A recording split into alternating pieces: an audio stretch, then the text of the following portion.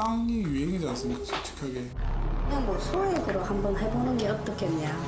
부동산 투자는 흐름과 타이밍이라는 얘기가 있어요. 평당 4,500 주고 판교 옆집에 땅 사놨는데 몇 천만 원 준다고. 또 올라갈 만한 문거 아니니? 전혀 없다는 것을 말씀드리고 싶습니다. 잘한다, 우리 너무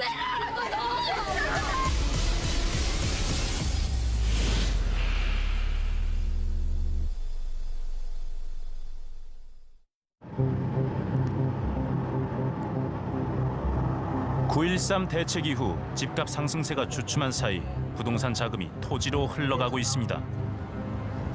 최근 들어 가장 빠르게 땅값이 오른 곳은 DMZ 접경 지역입니다. 경기도 연천시 남북 정상회담 이후 조용했던 시골 마을이 들썩이기 시작했습니다. 외지인들의 이주도 늘었고 새로 공사 중인 건물들도 눈에 띕니다. 주민들도 이런 변화가 놀랍다고 합니다. 뭐 연천이고 뭐 배낭간에 땅값들이 많이 오르긴 오르더라고요. 그냥 땅값이 그냥 하루아침에 막 금방 100단위 가더니 또 130에서 뭐 150 가더니 막 지금은 시세 물어보니까 200만 원씩이래. 남북 접경 지역 중에서도 땅값이 가장 많이 오른 곳은 서울과 가까운 경기도 파주입니다. 한국감정원이 조사한 지난해부터 올해 8월까지의 지가 상승률을 보면 파주의 땅값은 3배 가까이 올랐습니다. 실제 거래가는 어떨까? 우리는 파주의 한 부동산을 찾았습니다. 농바지 한 20만 원, 30만 원이요. 그다. 농바지요? 네. 최근에 오르는 거예요, 이렇게? 이게 한 2년 사이에. 그럼 이게 내년 없으면 35원이 풀리거든요. 풀리기 시작하고 여기 나가고 얼마만 올라가죠. 여기서부터 이 이후로는 단적으로 상당히 9만 원씩이에요. 인근의 또 다른 부동산. 그런데 이곳에선 조금 다른 이야기를 합니다. 가격이 대략 어느 정도 형성이 되나요, 지금? 어떤 보면은 뭐 35만 원, 40만 원 정도 가는 게 그에 부동산을 사들여가지고 평당 120만 원, 110만 원 그렇게 부담을 했으니까. 그런 이제 금액을 가지고 놀라는 거는 그에 부동산을 바람 잡는 거예요. 그 블로그에 들어가 보면은 그 전화번호 거의 나와 있을 때 뒤쪽에 보면은. 땅값이 오른 진짜 이유는 기획 부동산들 때문이라는 것. 실제로 온라인에선 파주 땅을 홍보하는 글들을 쉽게 찾아볼 수 있었습니다. 천지 개벽이 일어날 것이라 광고하는 땅들은 가격도 대체로 저렴합니다. 우리는 인터넷에서 파주 땅을 홍보하고 있는 경매회사를 직접 찾아가 봤습니다. 투자 상담을 요청하자 파주의 개발 가능성부터 설명합니다. 밀그림이 좋아요. 원체 그쪽이.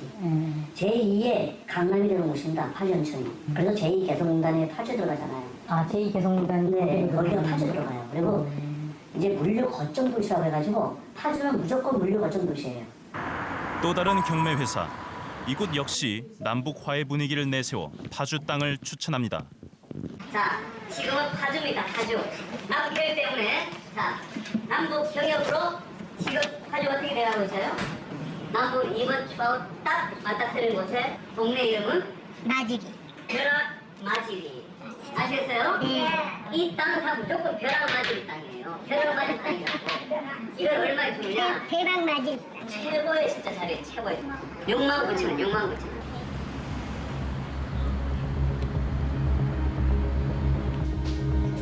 경매 회사에서 돈벼락 맞을 땅이라 추천한 파주시 적성면 마지리산 101번지. 직접 등기부등본을 확인해봤습니다. 각각의 회사가 같은 날. 그런데 한 집원의 땅을 무려 9개의 경매 회사가 사들였다는 사실을 확인할 수 있었습니다. 이렇게 많은 경매 회사들이 이 땅을 산 이유는 무엇일까? 2번부터 10번까지니까 9개. 우리는 마지리산 101번지의 정확한 위치를 확인해보기로 했습니다. 주소지를 따라 찾아간 곳은 군부대 인근의 한 야산. 여기서 해당 집원까지 가려면 등산로도 없는 가파른 산길을 올라가야 합니다. 보면 여기 이렇게 군부대 훈련 같은 걸 이 근처에 사는 것 같아서 군사 시설도 있고 지금 군부대가 있는 땅인데다가 돌하고 이런 것들이 많아가지고 개발되기가 되게 힘든 땅인 것 같습니다. 얼마 전까지 군인들이 훈련한 흔적은 물론 곳곳에 군사 시설들도 들어서 있습니다. 남북 화해 분위기가 무르익고 통일이 가까워진다면 정말 개발이 가능한 걸까? 그러나 인근 부동산에선 이 땅에 대해 다른 문제점을 지적합니다. 어차피 뭐 집을 짓는다든가 뭘 하려면은 그 산들을 깎아내야 되는데 깎아내야 되는데 소속 제한을 해놓으면은 깎을 수가 없다니. 지금 이제 작성 일반 산업단지 여기가 지금 다 조성이 돼가지고 70%가 분양이 돼가지고 공장들이 들어가고 하고 있거든요. 산업단지들은 다 거리가 없는 정도예요. 거기는 마지막에. 개발 가치가 낮은 땅을 속여서 팔았다는 것. 이런 회사를 일명 기획부동산이라고 부릅니다. 대부분의 기획부동산은 경매회사 등의 이름을 사용합니다. 각종 규제로 개발이 어려운 넓은 땅을 싼 값에 사들인 후 주변의 개발 계획을 도면과 사진을 이용해 포장합니다. 그런 다음 전화 영업사원을 고용해 판매 조직을 구축합니다. 시가보다 비싸게 땅을 팔면서 계약금 입금 전까지 정확한 지번도 알려주지 않는 기획부동산들. 그렇게 모든 판매가 끝나면 돈만 챙기고 폐업해버리는 겁니다. 기획부동산의 피해자들은 대부분 평범한 서민들입니다. 50대 자영업자 김소윤 씨. 지난 8월 지인의 소개로 성남의 땅 100평을 구입했다고 합니다. 땅을 그렇게 취급하시는 분이 있는데 소개를 시켜드릴까요 해서 저희가 이제 소개를 받았어요. 근데 여기도 곧 아파트가 들어설 거고 상업지구가 들어서던 아파트가 들어서던 최소 10배 정도는 뛰지 않겠느냐 이제 이런 식으로 얘기가 들어왔어요. 그러니까 그쪽에서도 그냥 지금 안 하면은 빨리 이 물건이 없어지는 것처럼 얘기를 해요. 그러니까 저는 그냥 그런 줄 알고 그래서 그날 바로 계약금을 넣고. 김 씨가 산 땅은 성남시 금토동 산 73번지. 실제로 금토동 일대는 판교 제2, 제3 테크노밸리가 조성될 예정입니다.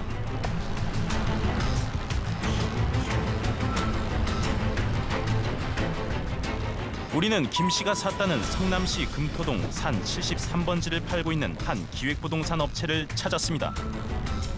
이곳에선 금토동 땅에 대해 어떻게 홍보하고 있을까?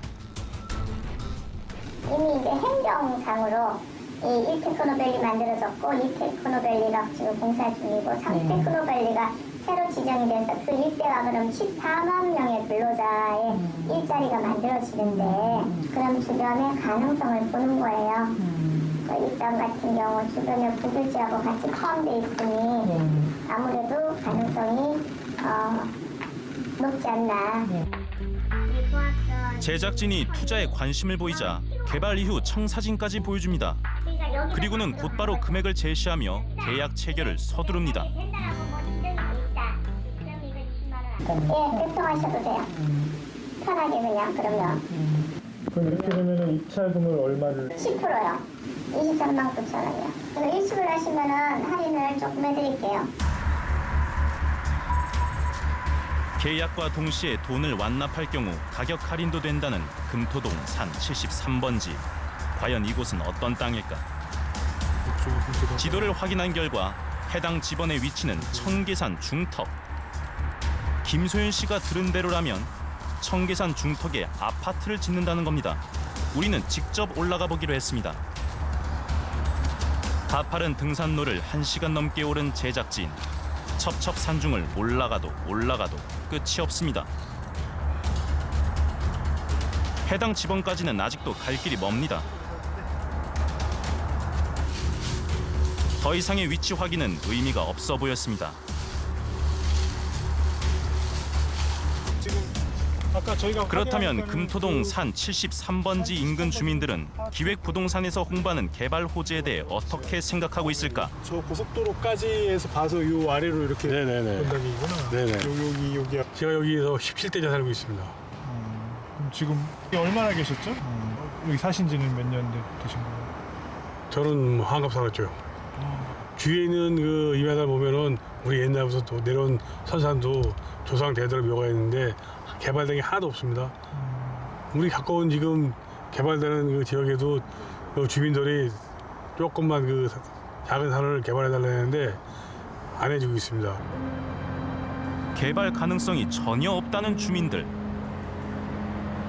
금토동 산 73번지의 정확한 개발 가능성을 확인하기 위해 성남시청 도시계획과를 찾았습니다. 공무원 역시 입지 조건 문제부터 지적합니다. 이게 다 네, 사판교는 이 붉은색. 이 붉은색이 네. 지금 그 테크노밸리 3지구고 네. 근데 지금 현재 파는 땅의 위치는 이제 제가 보기엔 여기 같습니다. 예, 청계산 있는데 직선 거리로 계산해도 2.7km 정도 떨어진 곳. 그러나 더 큰 문제는 따로 있다고 합니다. 제가 봤을 때는 봉이 김선달이 태동강물 팔아먹는 그런 격이라고 좀 보고 있거든요. 네, 개발 제한구역은 그 법적 기준이 환경평가 등급을 먼저 보게 돼 있거든요. 근데 거기 같은 경우는 환경평가 등급이 1등급지로 저희들이 지금 파악하고 있습니다. 1등급지는 개발 제한구역 해제될 가능성은 전혀 없다는 것을 말씀드리고 싶습니다. 세월이 아무리 흘러도 환경평가 1등급 땅은 개발 가능성이 전혀 없다는 겁니다. 김소연 씨에게 금토동 산 73번지 땅을 판 기획부동산을 제작진이 김 씨와 함께 찾았습니다. 그들은 아무 문제가 없다는 말만 반복합니다. 그렇게 하셔야지. 넓게 오른 근거가 어디 있어요? 아이고, 다른 다른 그건 어디 있어요? 여기 지금 저희가 얼마나 많은 사람들이 500평, 600평 뭐. 여기 맹지에다가 스모 없는 땅이에요. 저희 가봤어요. 아니 그러니까 제가 안 가보셨죠? 저는 가봤으니까 그러니까 15년 지나도 그러면 그 땅은 안 된다니까요. 그거는 그렇게 제가 시간이 안 되면 제가 사면 되잖아요. 지금 사세요 차라리. 지금 돈 없어요. 아니 돈 없어 지금. 그냥 가만히 계세요. 제가 분명히 말씀드렸어요. 예? 이렇게 저는 그랬어요. 이거 저 믿고 산다 해서 저도 고맙게 생각하고 있었어요. 저도 지금 3년 넘게 여기 했지만 저도 이렇게 방문한다고 처음이고 우리 되게 많이 팔았어도 이 금토도 딱 더 사면 더 샀지 이렇게 방문한다는 거 내가 진짜 쪽팔려 진짜 솔직히 말씀드려서 우리 몇 평 팔았어요. 아 그러니까 그러니까요. 아니 그분한테 그러니까 더 안 된다는 거예요. 개발 호재를 미끼로 투자자들을 현혹하는 기획부동산 사기는 어제 오늘 일이 아닙니다. 보신 것처럼 최근엔 남북 화해 분위기를 타고 남북 접경 지역이나 정부가 발표한 공공택지지구 인근에서 기승을 부리고 있는데요. 실제로 개발 가능성이 있는 지역 주변이기 때문에 피해자들은 아무 의심 없이 더욱 쉽게 빠져들고 있습니다. 최근 몇 년 동안 기획부동산들의 먹잇감이 된 곳은 단연 제주도였습니다. 2015년 신공항 건설 발표 이후 땅값이 급등하기 시작한 제주도. 기획부동산들은 신공항 건설 호재와 아름다운 전원 생활을 미끼로 투자자들을 모집했습니다. 급기야 지난해엔 제주도에서 사상 최대 규모의 기획부동산 사기 사건이 발생했는데요. 초기 수사 당시 밝혀진 피해자만 434명, 피해액은 221억 원에 달합니다. 드러나지 않은 피해자들까지 합치면 그 수는 더욱 엄청날 거라 예상됩니다. 지난 2년간 제주도에서 무슨 일이 있었던 걸까요? 건국 이래 최대 기획부동산 사기 사건의 전모를 집중 추적했습니다.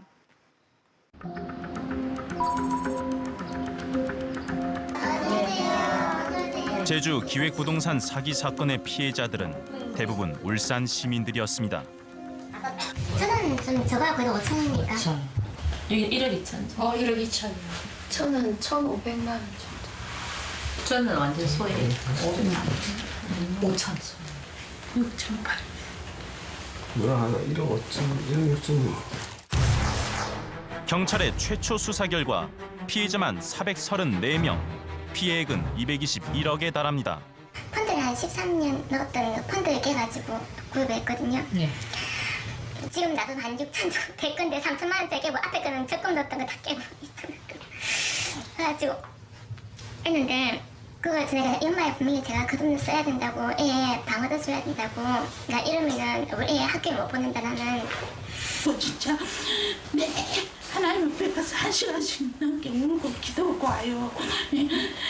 살아있는 하나님이다면 제발 이것 좀 해결해 달라고.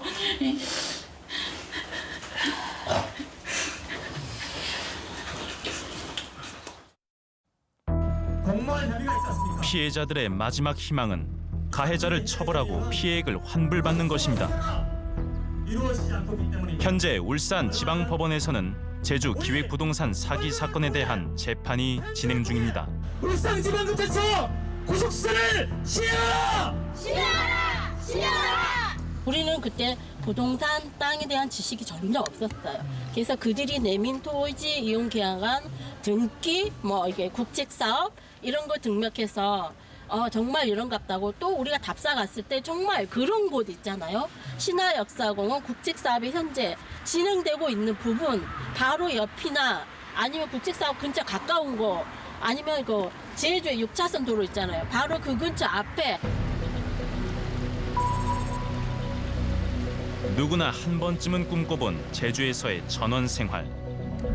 그러나 문제는 아름다운 제주를 지키려는 사람보다 개발하려는 사람이 많아졌다는 겁니다.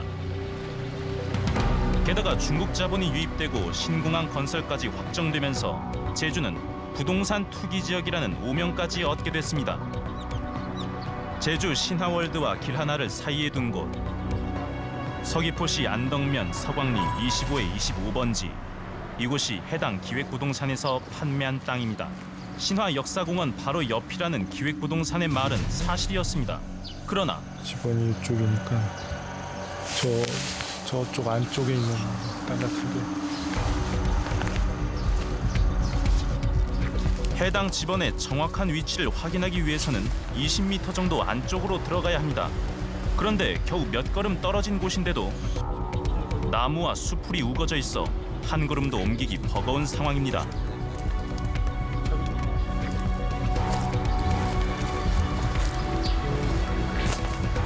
이 상은 더 이상 안으로 진입하지 못할 정도로 지금 굉장히 나무들이 울창해가지고 더 이상 갈 수가 없어요. 나무와 가시덤불이 빼곡한 땅. 분명 6차선 도로와 가까운 곳에 위치해 있습니다. 국내 최대 규모의 복합 리조트인 신화월드와 길 하나를 사이에 두고 있어 입지 조건만 놓고 본다면 개발 가능성은 충분해 보이기도 합니다. 우리는 먼저 인근 주민부터 만나봤습니다. 여기보다 해발이 조금 높아요. 개발 제한을 하고 있습니다. 아, 왜 그런가요? 개발 제한? 개발 제한은 여기가 고짜리라는 지명도가 붙고 또 그 지하수 보호 구역으로 지정돼가 있습니다. 제주도는 가장 고짜리 가장 개발을 안 시키는 땅입니다. 곶자왈은 숲을 뜻하는 곶과 덤불을 뜻하는 자왈이 합해 만들어진 제주 고유어입니다. 풍부한 지하수를 품고 있어 제주 전체를 숨쉬게 해주는 허파 역할을 합니다. 안덕면 사무소를 찾아 서광리 25의 25번지의 정확한 개발 가능성을 확인해봤습니다. 오름과 오름 사이에 있는 땅인 것 같은데. 보존관리 지역을 말 그대로 이 보존을 위주로 이 지구를 관리하라는 측면에서 그렇게 지구를 지정한 겁니다. 그렇게 된 부분이기 때문에 저희는 이 기준도 있고 또 저희 곶자왈 보전 및 관리 조례에 의해서 이 지구는 원형 보전이 필요하다고 판단하기 때문에 여기는 제한을 둘 수밖에 없습니다. 곶자왈에 대해선 전혀 몰랐다는 피해자들. 게다가 기획부동산에선 그 땅에 타운하우스를 짓겠다며 개발 계획을 구체적으로 제시했다고 합니다. 열몇 채 정도가 분양이 되면은 먼저 1차적으로 돈을 주고 또 그 다음에 2차, 3차 이렇게 주겠다고 말씀하셨거든요. 곶자왈 지역이라 이게 개발이 안 되는 땅으로 그렇게 말씀하시던데 공무원분들이? 공무원 분들은 그렇게 말씀하셨는데 이쪽 직원분들은 100% 되는 거라고 해박스까지 보여주고요. 저희한테 지도를 보면서 이쪽에 저희가 지금 땅을 우리가 하는 땅이고요. 지금 영어 교육도시 안에 여기 모델하우스 지금 짓는다고. 예, 여기는 조성이 됐어요. 여기는 다 신약서 지금 조성이 됐대요. 토지 매매 계약서에는 건설 예정이라는 타운하우스 그림까지 있습니다. 게다가 세부 조항엔 수익금의 구체적인 액수까지 적혀 있었습니다. 피해자들이 계약 전 다녀온 답사 영상입니다. 타운하우스 분양에 대한 내용이 똑똑히 들립니다.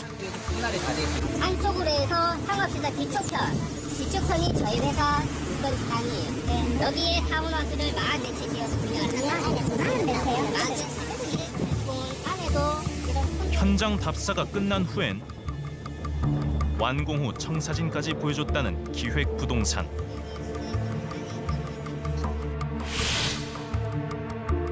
계약서에 첨부된 업무 협약서에는 기획부동산과 타운하우스 시공사와의 세부 계약 내용까지 기재돼 있었습니다.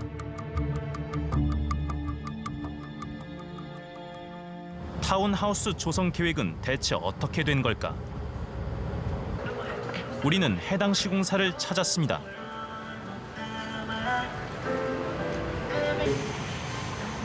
그런데 계약서에 나온 주소지에는 지난 9월에 문을 열었다는 어린이 실내 놀이터가 자리 잡고 있었습니다. 이후 몇 차례 시도 끝에 시공사 대표와 어렵게 연락이 닿았습니다. 전화기를 건넨다. 네, 아닙니다. 저도 피해자입니다. 그 내용에 보면 건축 허가가 나는 조건으로 하우스가 시공을 한다라고 그렇게 이제 조건부로 달았어요. 허가가 나지 않는 땅, 또 문제가 있는 땅에 하우스 상품을 보니까 팔아먹었어요. 땅을 산 사람도 시공계약을 맺은 업체도 모두 피해자라고 주장하는 상황. 제주 기획부동산 사기 사건의 규모는 어느 정도인 걸까? 담당 형사는 이번 사기 사건의 실질적인 책임자를 파악하기 쉽지 않았다고 합니다.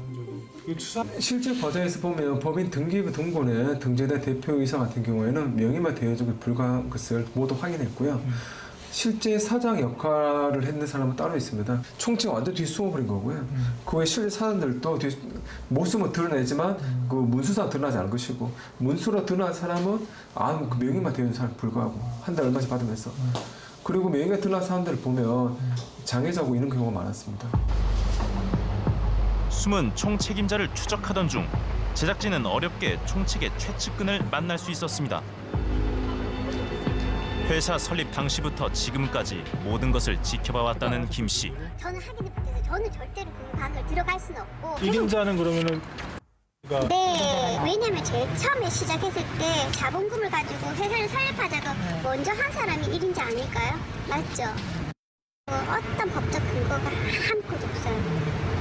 사업자를 내는데도 자기 이름 한자가 안 적혀져 있고, 바지 사장들, 그리고 지금 대표라고 지금 핵심 총책이라고 부르는 그 형, 아버지 뭐 이런 사람들이 다 그 사업장에 다 포진되어 있어요.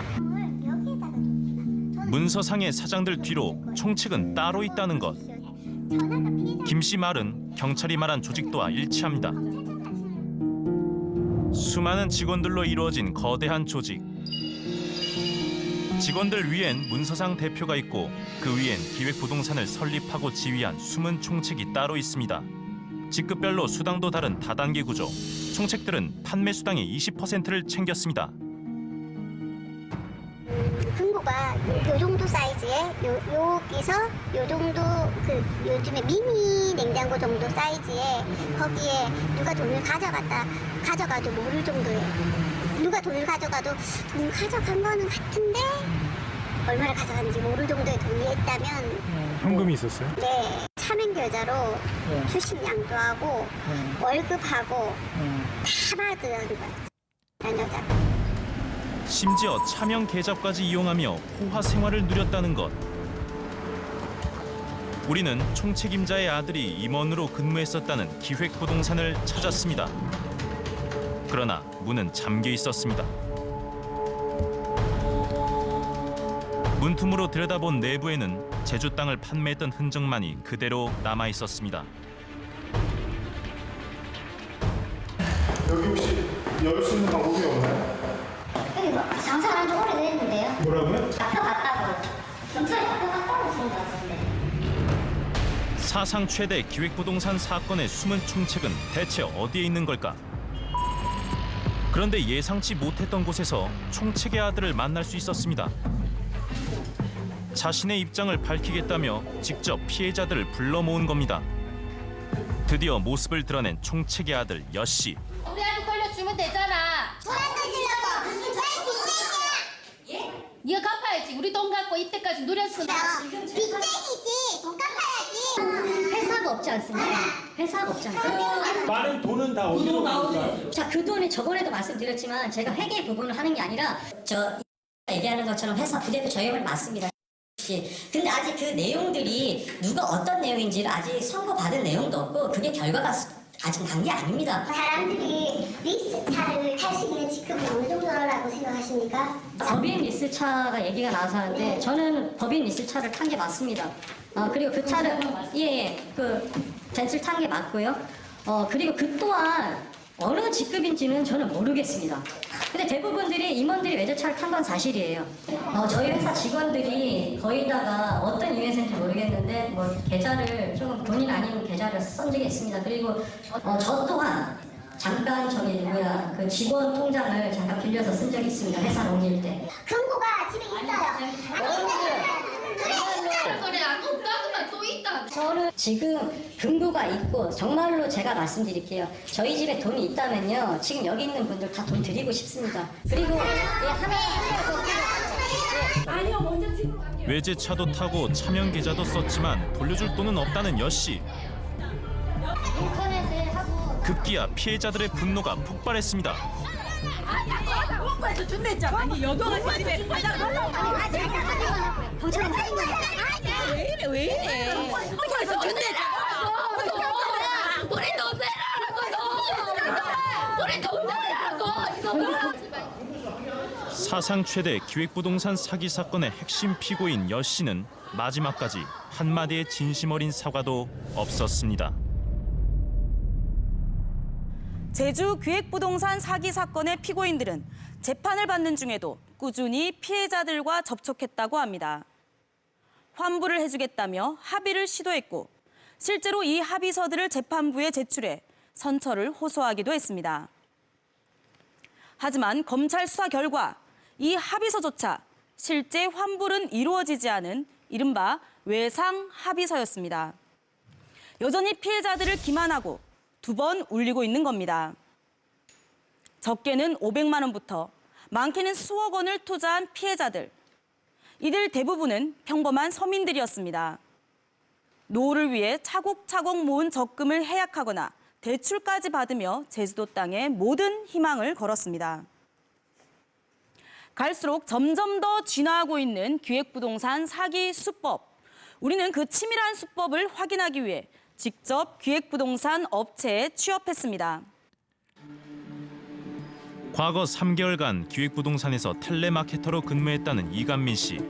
그는 기획부동산의 영업 비밀을 털어놨습니다. 보통 회사에서는 이런 식으로 텍스를 주고 아침 조회 때 점심 먹고 그다음에 저녁 때 중간중간에 사람들을 소집해서 회의하듯이 이렇게 사람들 모아놓고 다 같이 읽는 리딩 시간을 가지는 겁니다. 그래서 리딩 시간을 가지면서 리딩 시간에 자기도 모르게 이 텍스트가 자기 걸로 되게. 저는 속인다는 생각이 없고요. 분명히 좋은 땅, 싼 땅을 정말 가치 있게 판다고 해서 저는 그래서 정말 자신 있게 제 주변 지인들한테 권하고 톡으로도 권하고 1,500명 이상의 사람들한테 제가 전파하고 그랬어요.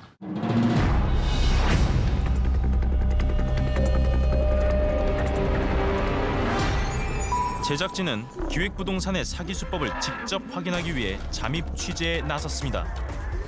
한 기획부동산에 일당 7만 원을 받고 텔레마케터로 취업한 제작진.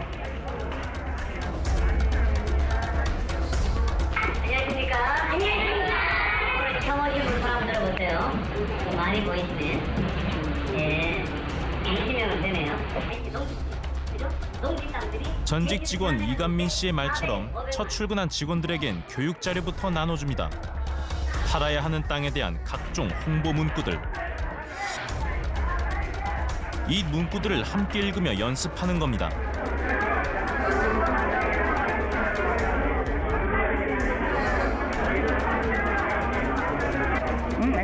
서로를 격려하며 끈끈한 팀워크를 다지는 시간도 필수입니다.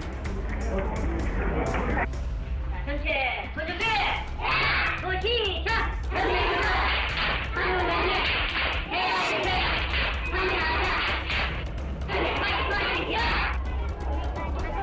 아침 조회가 끝나자 근무 요령과 함께 장기 근속의 비결을 알려줍니다. 저는 그냥 우리 회사에 오래 버티는 방법은 계약을 쓴다, 두 번째 충원을 한다, 세 번째 열심히 일을 한다. 그러니까 계약이 나올 때까지. 연금 것도 38,000원짜리가 있어요. 연천? 저는 사장님이 돈 있으면 그거 좀 사놨으면 좋겠다는. 연천? 네네. 그렇죠? 그럼 3,800만 원? 그건 아니요, 380만 원. 380만 원 나가 38,000원이잖아. 그러면 380, 100만 싸구나. 14% 할인이 되는 거예요. 우리는 할인돼서 사는 거예요? 직원가 아니에요. 직원에게도 땅 구매를 권하는 업체. 게시판엔 직원별 판매 실적을 비교해놓고 영업을 부추깁니다. 우리가 여기 있던 직원 중에 한 직원은 연간 한 10억 정도 내고요. 그럼 연봉이 한 1억 정도 돼요. 1억 5천 정도 됐어요. 매달 1억 맞으면 1억을 1년에 한 번을 1억 매출에 올리면 해외 출간이 있어요. 그래요? 한 달에 1억 이상씩 해외여행이고 유럽 여행은 1년에 10억 이상씩 1년에 10억 이상 팔면 영업 실적이 좋으면 수당이 오르는 것뿐만 아니라 해외여행이나 고급 외제차 등의 특별 포상도 있다는 것. 물론 이런 포상은 실적이 좋은 직원에게만 해당됩니다. 판매 실적이 부진하면 해고 위기에 놓입니다. 앉아보시면서 저랑 같이 돈을 벌어보자고요. 그렇잖아. 내가 돈을 받을 땐 거기에 당당한 대가에 뭔가 행위를 하고 돈을 받아야지. 한 달째야 계약한 3일밖에 안 받고 원래는. 그래요? 돈을 그냥 너무 편하게 시켰더니만 그렇게 돼. 안 나오시면 안 돼. 그래도 새로 오신 분이 또 놀래가지고 또 저기 하시면 어떡해? 아, 놀래도 괜찮아. 그냥 무슨 사람은 다 내보내야 돼. 그게 여기의 룰이에요. 우리는 텔레마케터의 전화를 받고 땅을 구입했다는 윤예서 씨를 만났습니다. 그녀는 수백억대 자산가도 투기꾼도 아닌 그저 평범한 가정주부입니다. 그런데도 기획부동산을 통해 15곳, 총 3억 원가량의 땅을 샀다는 윤 씨.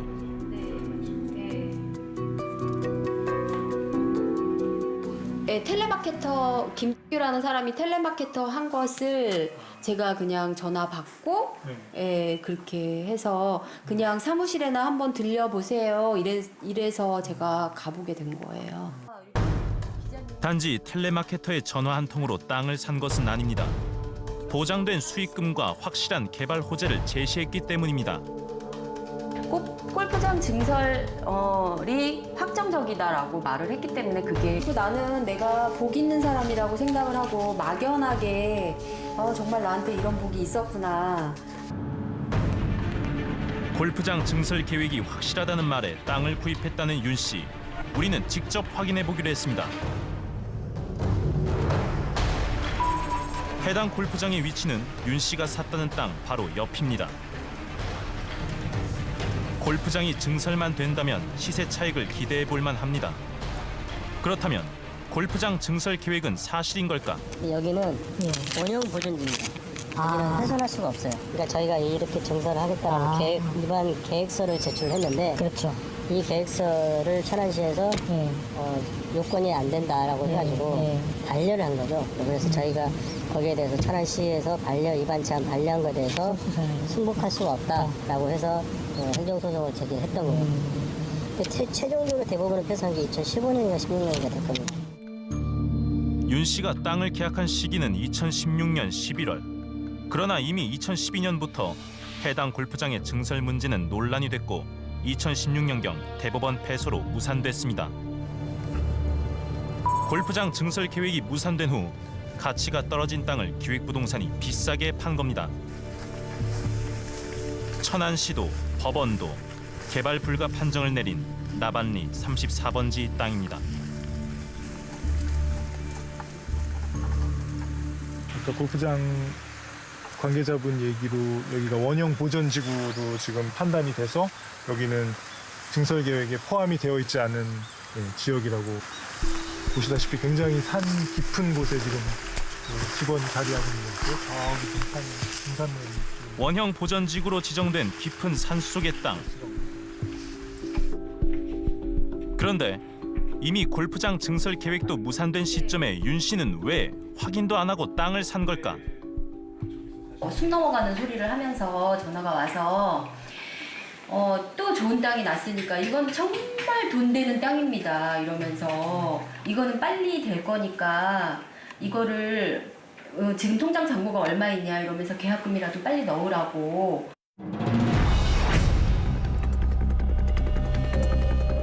기획부동산은 땅에 대한 설명부터 계약까지 일사천리로 진행하며 결정을 재촉합니다.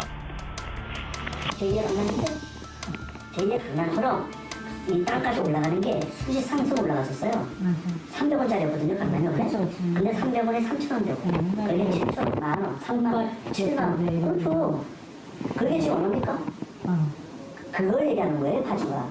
그래서 파주가 앞으로 수지 상승 올라간다, 가격이. 계속 저희가 굉장히 저렴하게 가져왔어요. 놀라지 마십시오, 5만원대를 바꿨습니다. 지금 파주에 5만원대가 없습니다, 죄송합니다. 저기 이거를 꼭 오늘 해야 되는 건 아니에요? 다 이렇게 하시면 이런 게 있어요. 물건이 계속 있을까요? 없어질까요? 아 정말요. 여기가 동맹사잖아요. 그런데 여기가 이웃집에 있는 분 초코파이라 생각을 해요. 내가 언제쯤 맘만 먹으면 그 초코파이가 있다고 생각하는 분들이 계세요. 아니에요. 그거 같은 동네에서 뭐를 이용해요? 자기가 아무데나 가서 할 수 있는 거를. 아니에요 그거. 그래서 부동산 투자는 흐름과 타이밍 못해 잡지 못하면 영원히 기회가 안 와요. 미안하지만.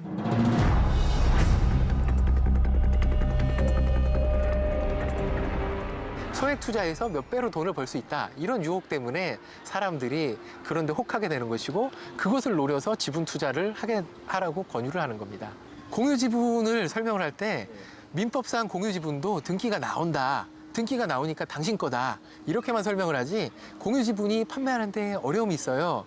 공유 지분이 사용을 하려면 어려움이 있어요. 이런 어려운 점들은 모두 가리고 알려주지 않습니다. 기획부동산에서 주로 권하는 공유 지분이란 땅 한 필지를 특정한 위치를 정하지 않은 채 여러 사람이 지분으로 소유하는 형태입니다. 그러나 지분자 전원의 동의가 없으면 개발을 할 수 없다는 사실은 알려주지 않습니다. 근데 이 공유지분 등기의 가장 큰 장점은 나만 오케이 되면 끝입니다. 그걸로. 내가 여기다 건물을 짓지는 못할 뿐이지 500평에 대한 권리를 내가 가지고 있는 거야. 우리 주식 투자 해보신 적 있죠? 주식을 사면 죄송한 얘기지만 일반인들이 주식 살 때 경영에 참석하려고 사나요? 토지 거래는 필지 단위의 거래가 일반적입니다. 그래서 과거 기획부동산들은 큰 땅을 작게 쪼개 파는 이른바 필지 쪼개기 수법을 주로 사용했습니다. 그런데 국토교통부가 2011년 필지 분할에 제동을 걸었습니다. 개발이 불가능한 땅은 필지 분할을 할 수 없도록 법을 개정하는 겁니다.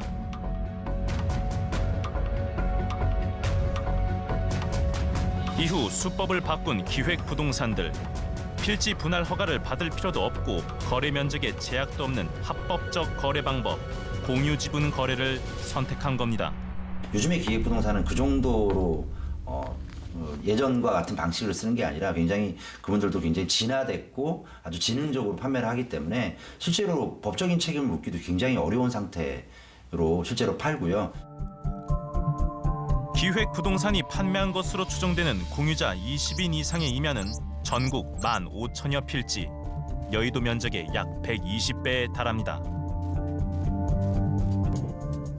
근데 공유지분 등기를 하려면 아까 말씀하신 대로 조심을 해야 되는 거죠? 조심을 해야 됩니다. 왜냐하면 나중에 마음대로 팔 수가 없기 때문에. 법적으로 팔 수는 있는데 살 사람이 없거나 개발 가능성이 없거나 이러면 영원히 땅을 보유하는 수밖에 없습니다. 제가 들고 있는 이 문서들은 바로 한 필지, 즉 한 집원의 등기부 등본입니다. 한 집원의 땅에 그 주인은 무려 1,284명이나 됩니다. 1,284명이 개발만을 기다리고 있는 땅, 과연 어떤 곳일까요? 바로 이곳이 해당 필지입니다. 보시면 바로 건너편에 지하철역이 있고 인근에 대형 마트도 보입니다. 언뜻 보면 당장이라도 개발이 이루어질 수 있을 것처럼 입지가 상당히 좋아 보이기도 합니다.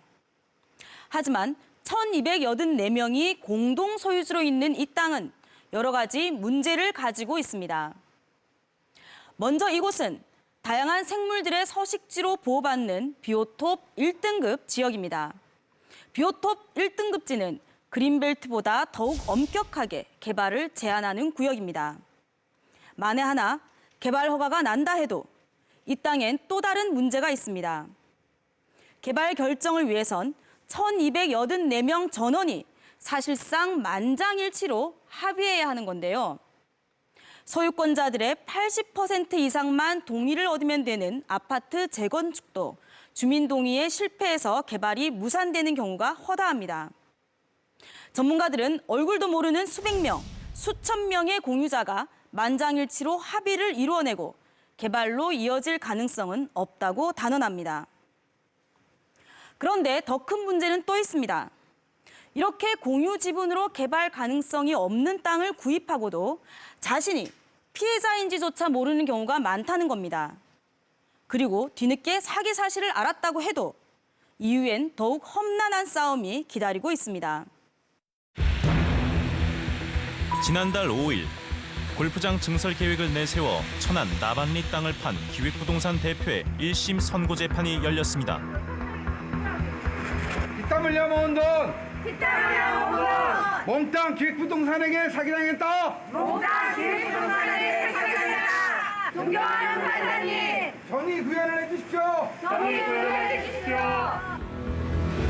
재판이 시작되기 직전 우리는 피고인인 기획부동산 대표를 만날 수 있었습니다. 인터뷰를 요청하는 취재진에게 재판 후에 보자며 황급히 자리를 뜨는 기획부동산 대표.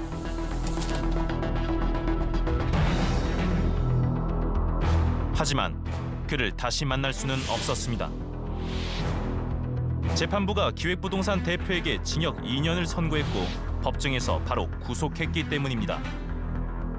그래서 오늘 판결에 대해서는 어떻게? 너무 행복합니다. 판사님께 박수를 치고 싶었어요. 그리고 감사의 편지라도 다시 올려드리고 싶습니다.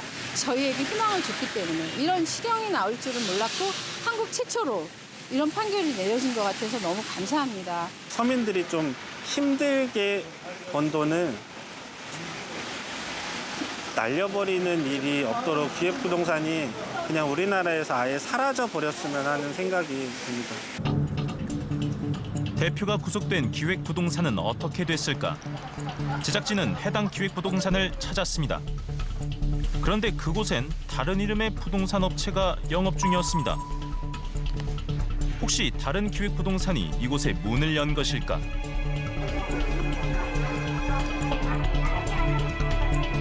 그런데 확인 결과 이곳은 구속된 기획부동산 대표가 운영했던 업체와 같은 곳이었습니다.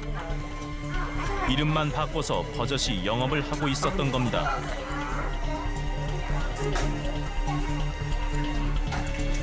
잠시 후 초정 60분 제작진임을 알아본 회사 임원들이 다급하게 다가와 사무실로 안내합니다.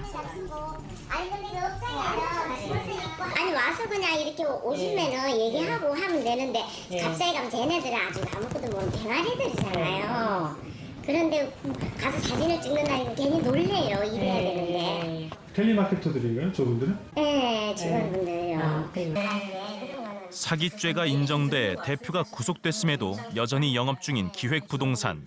문제는 없는 걸까? 변호사님이랑 저희도 얘기를 해봐야 되잖아요. 예. 지금 이게 확정된 것도 아니고 1심 판결이 났습니다. 예. 그거에 대한 입장을 말씀드리는. 예? 저희 항소했다고요. 아, 항소하셨어요? 예. 내용 모르세요? 판결은 1심일 뿐 대법원 확정 판결은 아니라는 겁니다.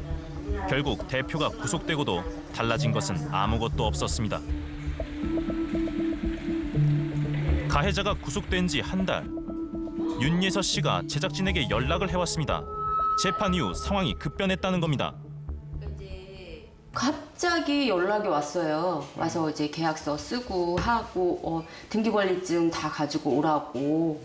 예, 그래서 연락이 와가지고 돌려받은 금액이 제가 11건인데 1억 9,200 정도 됐고요. 그 다음에 이제 제가 돌려받은 금액이 수수료 22% 빼고 1억 5,100만 원 정도 되네요. 변호사비로 4천만 원이 들었고 대인기피증에 걸릴 만큼 힘든 시간을 보냈다는 윤 씨. 그녀는 꼭 하고 싶은 말이 있다고 합니다. 이제 혼자 해결하지 마시고요. 사기다라고 판단을 하셨을 때는 법원에 가셔가지고 등기권리증, 그러니까 내 토지의 등기권리증을 떼셔서 거기에 소속되어 있는 사람들하고 같이 힘을 합치셔서 해결을 하셨으면 좋겠어요. 수많은 피해 사실이 드러나도 기획부동산 사기는 멈추지 않습니다. 아름답기로 소문난 협재해수욕장 인근의 필지. 기획부동산 사기가 의심돼 현재 수사 중인 곳입니다. 그런데 기획부동산 사기 의혹이 있는 협재리 토지가 지난 4월에도 매매된 흔적을 발견했습니다. 이 땅의 마지막 구매자 이 씨를 만나봤습니다. 그런데 그는 이미 그 땅이 사기에 연루됐다는 사실도 알고 있었습니다. 인터넷 검색하는 도중에 이제 그 울산의 이제 기획부동산 제주도 땅에 대한 기획부동산 사기 사건에 대한 기사를 제가 이제 보게 되었고요. 이 사기일 수가 있다는 기사는 봤지만 이게 진짜 사기인지 아닌지는 저도 아직 잘 반신반의하는 상태고요. 잘 모르겠더라고요, 아직까지. 수사가 진행 중이라는 사실을 알고도 여전히 믿을 수 없다는 이 씨. 게다가 진실을 확인하고 싶지도 않다고 말합니다. 지금 봐서는 뭐 개발 그런 호재가 없다고 하더라도 언제 개발이 될지 안 될지는 어떻게 아느냐. 설령 사기라고 해도 저희가 뭐 할 수가 있는 게 있냐. 뭐 다시 돈을 돌려받을 수 있는 거냐. 그냥 뭐 괜히 속만 시끄러운 거 아니냐. 우리가 더 해가지고 이게 뭐 사기인지 아닌지도 모르는데 왜 우리가 이거 막 파헤치고 알아보고 이렇게 하느냐. 자신이 산 땅에 문제가 있다는 사실조차 인정하고 싶지 않아 하는 이유는 무엇일까? 사실 PD님이 가서 알려주는 건 굉장히 냉혹한 진실이거든요. 근데 이분들도 사실은 감지를 하고 있을 거란 말이에요. 보고 싶지 않은 거예요. 돈을 잃었고 내가 그걸 채워 넣을 수가 없고 내가 그 돈을 벌기 위해 얼마나 노력했고 이 감정적인 고통과 경제적인 고통과 현실적인 어려움들이 눈앞에 다가오는데 희망을 가지고 있으면 그 고통을 잠시 동안은 연기하거나 안 볼 수 있어요. 이 희망이라는 게 심리적인 진통제거든요. 생각보다 굉장히 이 씨의 희망대로 협재리 땅은 개발 가능성이 있긴 한 걸까? 우리는 제주시청 토지이용팀과 함께 다시 철저한 현장 답사를 진행했습니다. 개발 행위를 하고자 하게 되면 지금 여기 임야 지역이라서 지금 상황도 마찬가지지만 소나무들이 있는 상태입니다. 최근에 일목 분수도가 조사서가 제출돼야 우리가 검토가 가능하지만은 저희 육안으로 봤을 때는 일목 분수도가 해당 택지의 50% 정도가 초과되는 이걸로 좀 생각이 들어서 아마 개발하는 좀 어려움이 있지 않은가 그렇게 생각하고 있습니다. 나무가 너무 빼곡하게 들어서 있어 개발이 어렵다는 것. 제주시청 지적과에도 다시 개발 가능성에 대해 물었습니다. 전혀 이제 불가능한 거가 아까 이제 얘기한 것처럼 이제 여기는 인목분수가 이제 50% 이상이 되고, 그렇죠. 네? 개발 행위 자체가 이제 어떤 조건이 전혀 안 맞는데도 불구하고 마치 이제 그거를 이행할 수 있다는 어떤 그런 생각을 갖고 이 사람들은 이 분양을 이제 했던 그런 사례인 것 같아요. 특히 제주도는 무분별한 개발을 막기 위한 특별법이 많아 필지 분할 하나도 쉽지 않다고 합니다. 하나만 이렇게 분할이 1년에 한 번. 이 사람이 또 분할하고 싶다면 또 1년 후에 오는 거예요. 그래서 이제 그런 제한이 이제 뒀기 때문에. 그러면 만약에 이거 필지 분할을 가능해져서 한다고 또 치더라도 몇십 년이 걸려요. 몇십 년이 걸려요. 그런 식으로. 기획부동산 피해자 대부분은 자신이 투자한 땅에 대해 잘 모르고 있었습니다. 게다가 땅을 판매한 기획부동산이 개발까지 책임져 줄 거라고 믿고 있었습니다. 지금 저희 땅 산 그 부동산 대표님이 만약에 이렇게 뭐 판결이 안 좋게 나서 뭐 잡혀 들어가시면 만약 우리 저희랑 약속한 게 이행이 안 되는 거잖아요. 자기네들이 뭐 공사를 해서 땅을 쪼개주겠다라고 했는데 죄를 지어가지고 이제 감옥에 들어가시면 그 진행을 누가 해주나요? 그래가지고 그것도 좀 걱정이 돼요. 자신이 사기를 당했다는 사실조차 인정하지 않으려는 기획부동산 피해자들. 여전히 언젠간 그 땅이 개발될 거라고 믿고 있기 때문입니다.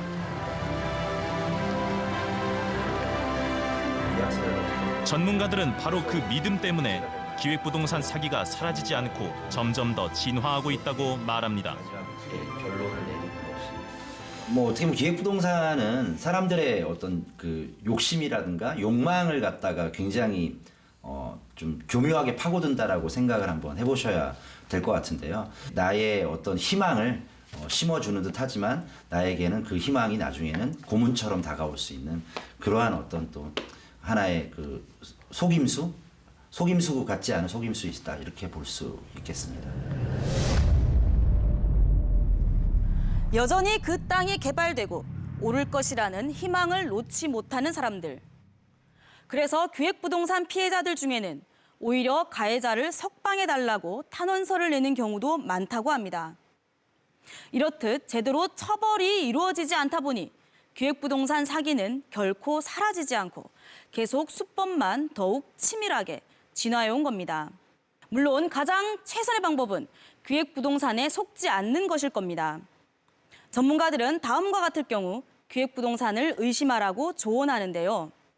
먼저 회사 이름에 경매 옥션이 붙거나 마치 은행과 관계가 있는 것처럼 은행 이름을 회사명으로 쓰는 경우엔 일단 의심해봐야 합니다.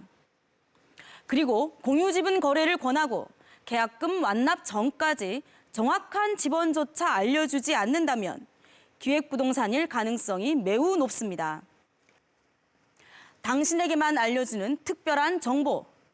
지금이 아니면 두 번 다시 잡을 수 없는 단 한 번의 기회. 오직 나에게만 준다는 그 기회는 호의가 아니라 사기일 수 있다는 점 반드시 기억하시기 바랍니다. 저희는 앞으로도 진실을 향한 끈질긴 추적을 멈추지 않겠습니다.